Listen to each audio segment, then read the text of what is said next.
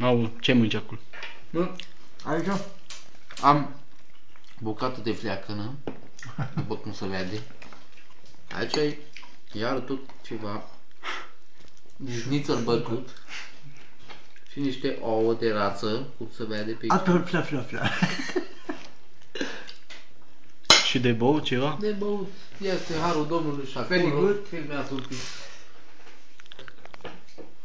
Pe aici mă Tot ce vrea este pe aici, avem instalație de nocturnă. Ia și pune și tu niște castraveți de aici, te rog frumos.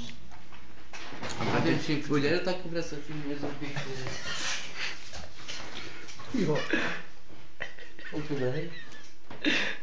Și-a becale. O să vă și tu ceva, ce mânci? Păi ce să mă, ai făcut tu două ochiuri?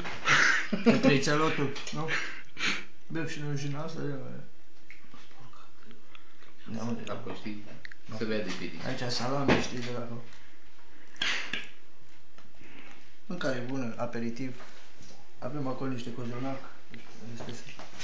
Arată cozonacul. Aici o circulită de aia bună. Dacă vrei te servezi mai târziu. Restul. Mai arată, ce mai este pe aici prin Aici bucătărie? Aici cred că e spanac. De la Bayern München. Aici e aragazul nostru. El gătește și a făcut bucătare. Arată pe mine. Bine. Eu gătesc. El gătește. Astfel, Aici să e vă pui. aici e margarine. Măgărine. Margarine. Aici e ceva sfeclă de napi. Las că imediat vă arăt mâncarea ce am mâncat astăzi. Cucuruz cu Nu, rămâne să mai filmăm pe altă dată.